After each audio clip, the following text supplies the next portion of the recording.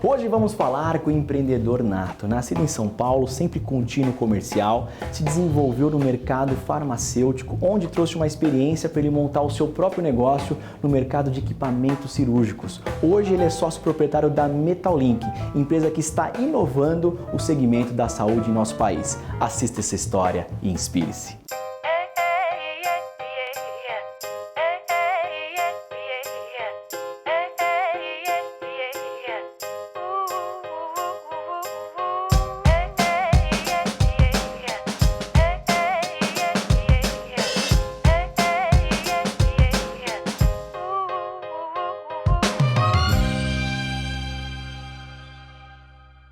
E vamos falar com a simpatia Júlio Aidar. Tudo bem, Júlio? Que privilégio ter você aqui na nossa empresa. Obrigado. O prazer é todo nosso. Obrigado por nos receber, abrir as portas da Metalink para o Alpha Channel e também o programa Conta Pra Gente. Olha, muito obrigado. Chegou esse dia. Eu sou exímio espectador do programa Conta Pra Gente. Gosto muito das suas entrevistas. Você é muito desenvolto.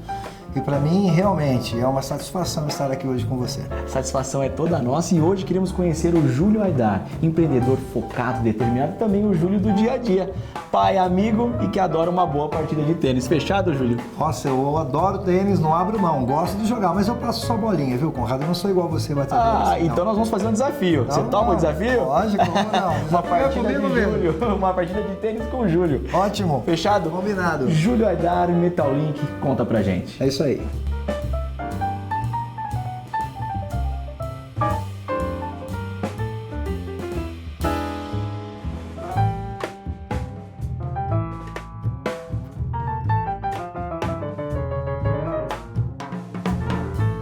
Júlio Aidar, sua história é marcada por despontar no mercado farmacêutico como funcionário executivo de empresa e depois montando o seu próprio negócio, onde você é sócio proprietário da Metalink, algumas outras empresas do grupo, porém a Metalink ela desponta no mercado de equipamentos cirúrgicos.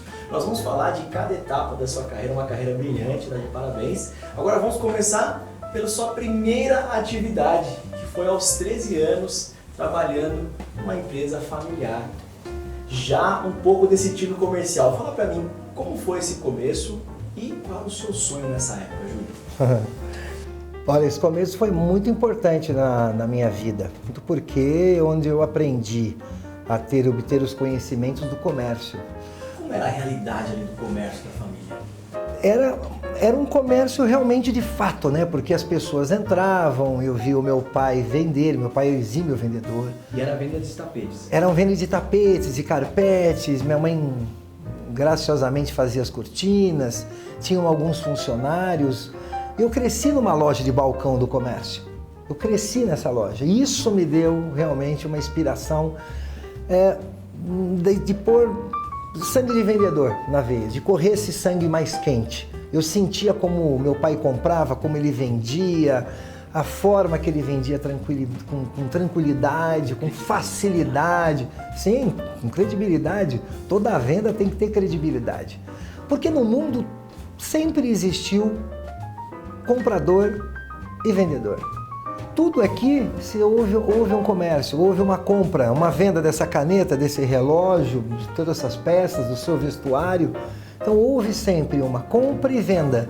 Então essa magnífica área do comércio, de vendas, o vendedor, isso sempre me fascinou. Me inspirou muito, meu pai me inspirou muito. E qual o seu sonho nessa época, Júlio? Você já vislumbrava Já. Ou você tinha algum outro tipo de sonho de um garoto de 13 anos? Olha, obviamente eu comecei com 13, mas quando eu fui mais adolescente, quase com 18 anos, eu queria ser diplomata. Diplomata. Isso. E na época realmente o diplomata enchia os olhos da família. Meu pai adorava essa ideia, tanto é que eu fui até o Rio de Janeiro, com 22 anos eu saí de casa, ali estudei, fiz minha faculdade, fiz cursos de economia, de direito. Eu ouvi o projeto Minerva das 19 horas, todo mundo era o projeto Minerva, hoje é Radiobras, né? Porque era onde você acabava ficando dentro da realidade das atualidades brasileiras. E com 22 anos eu fui fazer um curso com o Arnaldo Rigueira, era um embaixador da Tailândia, eu fui até o Rio de Janeiro e morei no Rio de Janeiro, fiquei lá. E graças a Deus meu pai e minha mãe pôde pagar meus estudos naquela época. Ótimo. é uma boa oportunidade hoje, o reflexo da sua carreira, essa oportunidade hoje. Agora fala um pouquinho, você até os 35 anos de idade, você se despontou cada vez mais na empresa familiar. Fala um pouco de como foi essa visão, passando do tático para o estratégico da empresa, antes de você tomar a decisão de ir para o mercado farmacêutico. Olha, na vida eu acho que existem etapas que você vai vencendo, vai vivendo e você sente o momento de mudar. Quando a empresa estava estruturada e, na verdade, eu acabei não dando seguimento para a diplomacia, eu continuei ficando com meus pais, houve um problema de doença na família, mas isso não é o momento de se comentar agora, mas houve um problema de doença na família que eu resolvi não seguir meus estudos com diplomacia e não seguir a carreira diplomática. Eu preferi ficar na nossa empresa. Aos 35 anos, eu vi que o meu tempo na empresa familiar já estava no fim e eu resolvi ir para outras oportunidades e outros desafios, e foi um desafio grande. Foi quando eu resolvi ir para uma indústria farmacêutica chamada Merck Sharp Dohme. E realmente a indústria farmacêutica nos últimos 40 anos cresceu muito no Brasil. E você pegou um pouco desse crescimento, ou muito desse crescimento. Eu peguei vários lançamentos de muitos produtos bons, consegui realmente, de fato, ter essa visão que o médico precisa, ter noção de tudo que tem em torno de uma indústria farmacêutica, todos os players. O seu inicial era para ser um cargo de gestão e você optou por um cargo, na verdade, tático. Como foi? Por que você optou e o que te levou a crescer nessa empresa? Foi mesmo, porque eu poderia ter um cargo melhor, mas como é que você vai coordenar ou gerenciar uma equipe, um trabalho todo se você não tem a base? Sem base, em lugar algum, você vence. Você pode ficar por um tempo. É como um coqueiro. O coqueiro ele tem seus alicerces, as suas raízes bem fixadas. Pode vir a ventania que for. Pode ver que o coqueiro enverga, mas ele não quebra. Ele tem base. Ele tem a base. Então a base é tudo. E na indústria farmacêutica foi isso. Aliás, não só nela, mas você tendo a base do comércio, tendo a base da indústria farmacêutica depois, isso só complementou ter o sucesso que eu tenho hoje nos negócios. Na indústria farmacêutica, voltando então, eu pude saber na base a necessidade hoje dos médicos, ou seja, de toda aquela estrutura que você precisava, e fiz questão disso. Quando eu entrei, eu falei, eu quero começar na base. E na base que eu comecei, e sem nenhum problema, porque eu acho um maravilhoso o trabalho do propagandista vendedor. Eu fui um propagandista vendedor, e eu falava com 15 médicos por dia. Foi aí que me deu todo esse conteúdo. Maravilhoso. Fala um pouquinho sobre essa experiência de trabalhar numa empresa multinacional, principalmente americana. Eu acredito que a cultura da empresa te traz uma visão nova de mercado.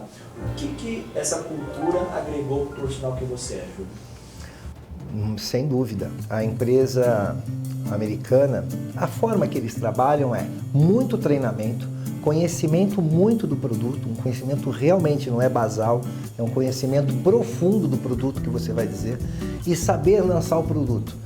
É melhor você ficar na sua base, sabendo mais do produto antes de lançá-lo, porque senão você pode lançar de uma forma errada.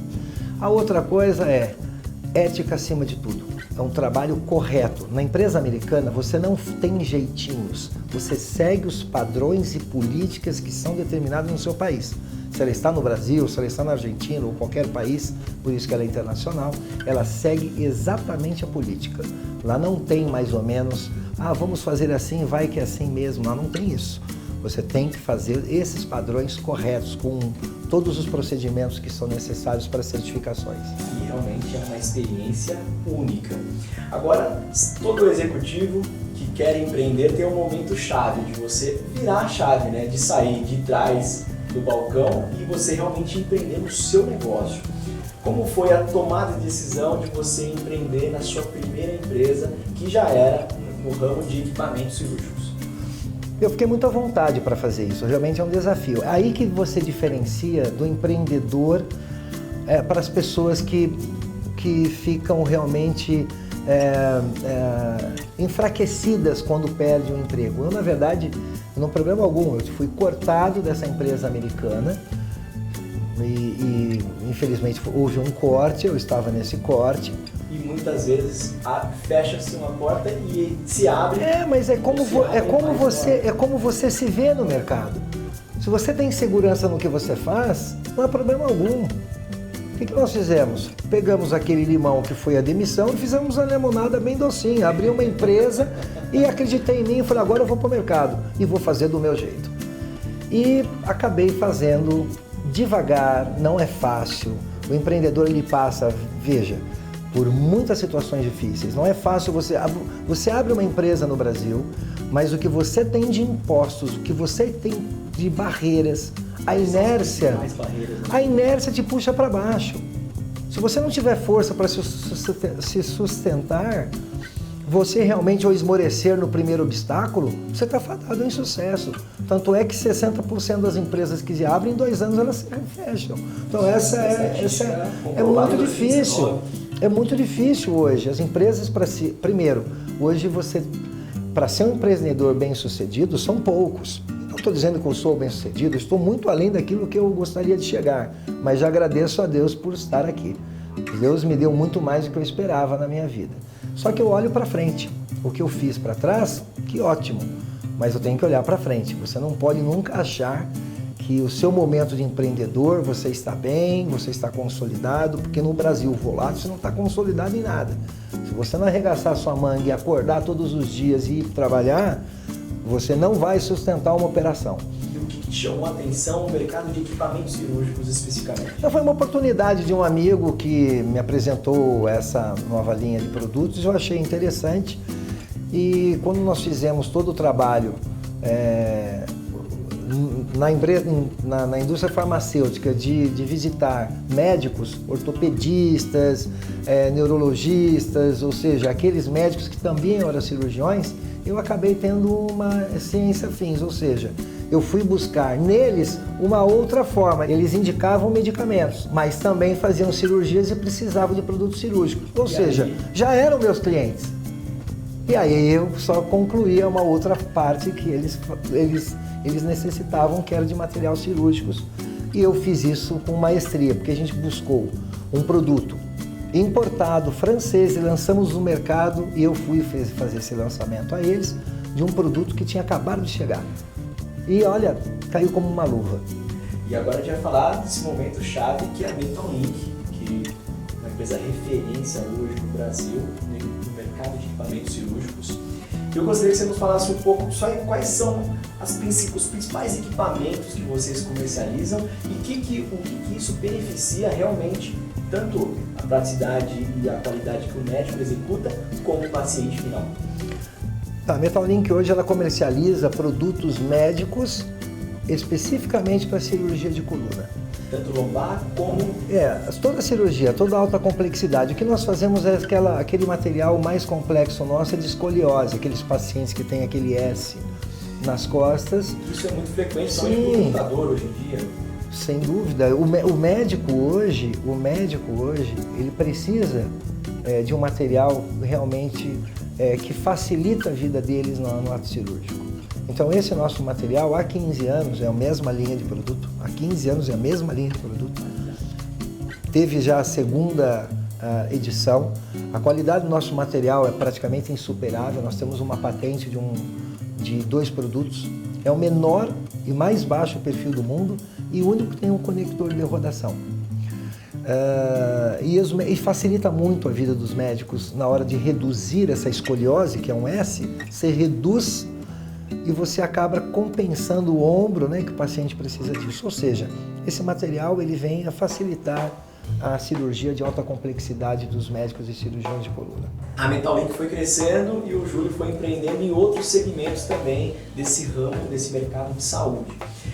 E você viu uma oportunidade de reciclagem de lixo cirúrgico. Fala um pouquinho sobre essa oportunidade que você vislumbrou e como você, como empreendedor, soube capturar essa oportunidade. Vamos dizer assim. Essa oportunidade houve quando eu tive necessidade de falar com um coaching. Falei, você precisa de um coaching. Alguns amigos meus. Eu fui até o coaching e disse, olha, eu já busquei tudo na minha empresa, eu já sou empreendedor, eu quero outras coisas, eu não sei, eu estou com com os olhos sem muito brilho. Ele falou, Júlio, você precisa de outros produtos. Desafios. Vá buscar no mercado, você precisa vibrar. Se você vibrar, você consegue. E há 1 ano e meio eu resolvi abrir outras empresas, novos segmentos. Então, eu associei a um colega meu, nós vamos lançar agora 960 apartamentos aqui em Barueri, Minha Casa Minha Vida, que tem um guarda-chuva do governo federal. Eu acho que é muito legal você empreender o seu dinheiro naquilo que vai propiciar o benefício às outras pessoas, pessoas que precisam. E veja, digo aqui de passagem, a Minha Casa Minha Vida, que tem essa mão do governo federal, é um dos grandes sistemas que beneficiam aquelas pessoas de baixa renda. Nós vamos lançar um produto, se tem uma ideia, de varanda gourmet, churrasqueira, 60 metros quadrados, até hoje eu nunca vi isso em Minha Casa Minha Vida, ou seja, uma oportunidade de beneficiar outras pessoas e ainda ter sua rentabilidade. E o déficit habitacional é muito grande. Sim, no Brasil, moradia, muito grande. E vai ser aqui em Barueri. Nós vamos lançar o mês que vem.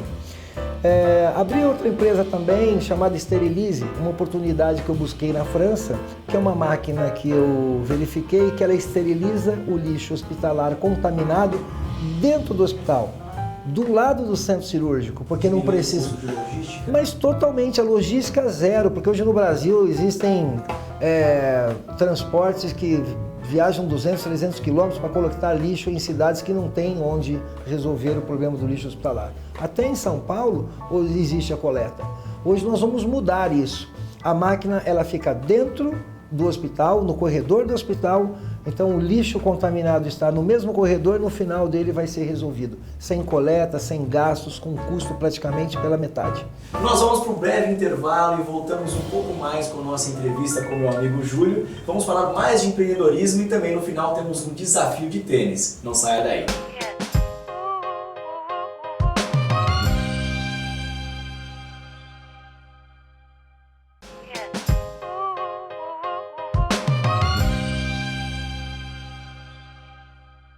Júlio, agora vamos falar um pouco mais sobre a Sterilize e como foi a sua ideia de ir até a França buscar uma tecnologia nova para o nosso país. Foi uma oportunidade que nós tivemos de visitar feiras para reciclagem, obviamente, de outros materiais aqui na Metalink. Sim. Visitando a feira, eu vi uma oportunidade em uma máquina que não tinha nada a ver com o meu segmento, mas é aí que faz a oportunidade do empreendedor. E naquela máquina eu vi que ela era um pouco diferente. Ela faz a esterilização do resíduo hospitalar contaminado dentro do hospital. Porque hoje, no Brasil, o que acontece? Existe uma coleta disso, como eu disse. E lá essa máquina faz a diferença. Dentro do hospital, perto do local onde é emitido o lixo hospitalar contaminado, pérfuro cortantes, agulhas, procedimentos pós-cirúrgicos, alguns metros e já faz a esterilização. Isso realmente é maravilhoso quanto todo o trabalho que você tem e custo de logística. Agora vamos falar sobre a parte de gestão. Você como um empreendedor e um gestor, hoje o head da empresa, fala um pouco quais são as habilidades de um gestor, principalmente para gerir uma empresa que despontou no mercado. Bom, eu fico muito confortável em dizer isso a você. Eu não entendo muito de gestão. Eu entendo de pôr a mão na massa. Eu tive a grande sorte de ter Vânia Aidar ao meu lado durante esses 15 anos, que obviamente teve uma importante missão de administrar a Metalink. Porque eu sou o vendedor, novos sou negócios. O negociador, eu vejo vinhos nos novos negócios. E aí eu passo todos os abacaxis para ela resolver. Essa, na verdade, foi ótimo. E evidentemente já está resolvendo muito bem, obrigado. Não, ela também trabalhou numa indústria farmacêutica, a Vânia trabalhou há 14 anos e ela cuidava mais de 600 pessoas em helpdesk, logística, gestão. Então essa parte administrativa, esse é um dos grandes pulos do gato do empreendedor. Não adianta o empreendedor querer fazer tudo ao mesmo tempo. Ele precisa colocar pessoas importantes e sabedoras da sua função na tua empresa. Seja bem assessorado, faça aquilo que você sabe. Porque não adianta você querer fazer tudo, você vai centralizar em você e isso não vai dar certo. E a pessoa certa... Você precisa ter visão para novos negócios e você pôr pessoas para fazer isso para você. E às vezes fazem melhor, mas muito melhor que eu. E aqui dentro da empresa a gente vê o clima organizacional, um clima de recepção, um clima de tranquilidade, de harmonia. Fala um pouquinho sobre como você faz a gestão do seu capital humano, aproveitando que tem muitos empreendedores nos assistindo agora. Também é outra coisa que eu me sinto muito confortável. Aqui na Metalink, que é a nossa empresa do dia a dia, para nós admitirmos o funcionário, ele tem que ser 50-50. Você tem noção o que é isso? Ele pode ter 50% com toda habilidade bom naquilo que ele faz. Olha, ele pode ser bom mesmo. Habilidade técnica. Mas se ele não tiver 50% de espírito de equipe, de companheirismo, de trabalhar junto com pessoas, não entra. Não adianta você ter pessoas ótimas, mas com um ruim relacionamento. Você não vai conseguir fazer isso. Você vai ter uma laranja podre junto das boas e você vai infectá-las. Então é melhor você ter uma pessoa que saiba bem o que faz, tem espírito de equipe. A gente pode desenvolvê-las com projetos, com cursos, etc., com reciclagem, mas tem que ter pessoas de boa índole, querer trabalhar em equipe e de bom coração, porque senão não dá para você trabalhar junto o dia inteiro.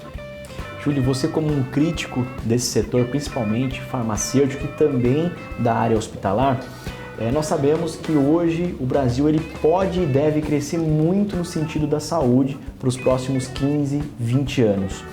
Quais são as oportunidades que você enxerga nesse mercado e o que você acha que o Brasil precisa avançar em questão de infraestrutura na parte da saúde? Você como um crítico desse setor.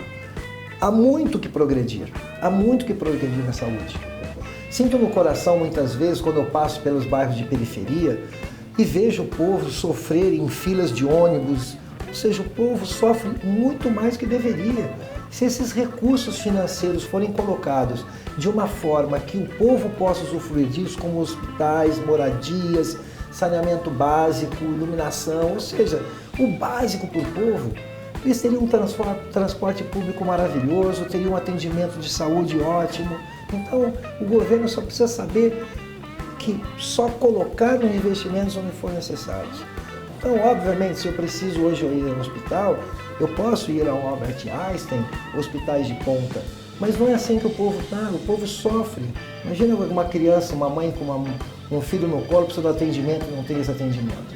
Isso é muito difícil. Então a gente tem que sentir na pele isso, a gente tem que mudar esse jogo, tem que virar esse jogo. E com certeza, com a força de todo mundo, a gente vai conseguir. Agora falando sobre a questão da ACD, que hoje a sua empresa trabalha muito próximo da ACD, como você vê esse trabalho de responsabilidade social e também de inclusão que a ACD vem fazendo? A ACD é uma instituição que realmente eu respeito muito. A ACD é um hospital de referência latino-americana de reabilitação. O trabalho que é feito na ACD é um trabalho de louvor. E eu tenho muito orgulho de trabalhar na ACD. Os nossos produtos, inclusive, têm ajudado muitos médicos cirurgiões de lá, porque muitas crianças com escoliose, elas acabam tendo o benefício de usar, de ter os médicos lá tem, porque na ACD hoje você tem cirurgiões que resolvem qualquer problema no Brasil. Cirurgias que muitos outros colegas, eles não conseguem resolver, ele é alocado à ACD e a ACD resolve esse caso porque lá tem uma equipe de primeira linha de cirurgiões de coluna de alta complexidade. Agora, óbvio, não dá para atender tudo. Na ACD você tem mais de 700, 800 crianças na fila para uma cirurgia e o SUS não vai conseguir absorver isso tudo em curto prazo de tempo. Então, nós temos uma questão social grande. É onde eu fundei uma empresa chamada Everest e nós estamos desenvolvendo material no exterior nos Estados Unidos e esse material traremos para cá, futuro próximo, ano que vem, para a gente resolver parte desses problemas, porque eu, como uma parte social, como eu já disse a você, Deus já me deu mais do que eu preciso. Ora, farei um material diferenciado e parte dele vou fazer doação para andar essa fila ou para crianças que necessitam ter cirurgias, mas não têm condições nem financeiras de chegar até um hospital.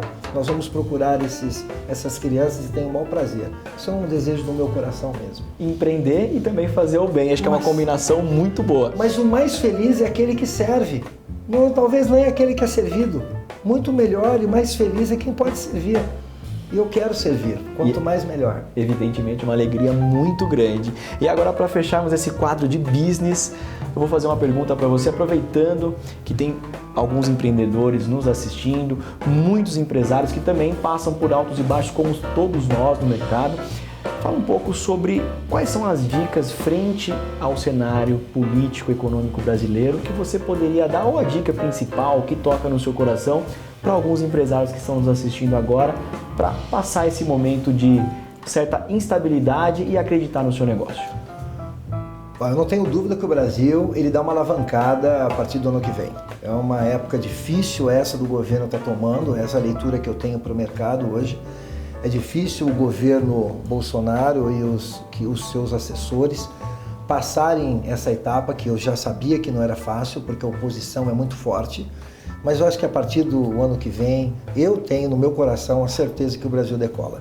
Porque nós vamos quebrar muitas barreiras. Quebradas as barreiras, o Brasil decola. Então, assim, o que nós temos que fazer, não investimentos muito altos nesse momento, é mais manter o que temos.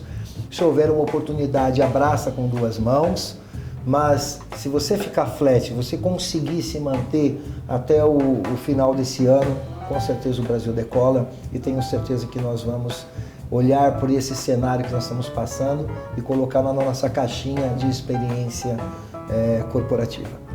Então, acreditar, foco e principalmente ponderar os seus investimentos para você alavancar novos gols e novas metas. Conforme prometido, os dois aqui paramentados para fazer o desafio com o Júlio Aidar, hein? Júlio, você joga quantas vezes por semana, Júlio? Olha, eu gostaria de jogar todos os dias, mas no momento 1, 2 vezes por semana só. Ah, então acho que vai dar pé. Júlio, antes de falar sobre o hobby, a gente vai falar um pouquinho de vida pessoal. Vamos lá. A gente sabe que você é pai de 2 filhas, um paizão, inclusive, as 2 estudam fora, é um orgulho para você. Fala um pouquinho aí do qual que é o legado que o Júlio Aidar, todos esses âmbitos pessoal, profissional, gostaria de passar para suas filhas. Acho que o legado é pelo exemplo, né? Você acaba fazendo... Criar filhos não é fácil, né? Se você quiser criar direito, não é fácil. É atenção, é dedicação, é ter refeições com ela, jantar, orar nas refeições, agradecendo aquele prato que está ali alimentando. Acho que é importante esses valores familiares. Para mim é fundamental. E esse legado que eu deixo para elas é, pelo exemplo, querer bem ao próximo e viver a vida feliz, né? E poder ajudar o máximo possível. Eu acho que isso, ajudar o semelhante, ajudar aquele quem precisa, faz bem coração. É um grande legado. E no caso do tênis, para você, a gente sabe que executivos, empresários, para ter uma alta performance no trabalho, precisa de uma válvula de escape ou uma higiene mental. O tênis é isso para você, Júlio? Sem dúvida. O tênis ele vem exatamente fazer aquilo que eu entendo como alto executivo de empresa. Se você é um alto executivo, você toma decisões sozinho, tem aquele momento que você tem que decidir, você não tem tanta chance de ficar errando, então você tem que fazer a decisão correta no momento correto. E na quadra de tênis é o mesmo, você tem que entender o jogo do seu adversário, do seu concorrente, do seu mercado, tomar a decisão correta, fazer a jogada correta, porque é você com você mesmo. Você não vai dividir com 20 pessoas ou 12 como futebol. Tênis é você com você mesmo, como no mundo corporativo, você que decide o caminho certo da tua empresa. Já vi que esse desafio vai ser complicado, hein? Pessoal, nós vamos jogar um set aqui e o melhor... O melhor leva sempre, mas o que importa é a amizade, fique tranquilo. O melhor vai ser a amizade. Acompanhe com a gente.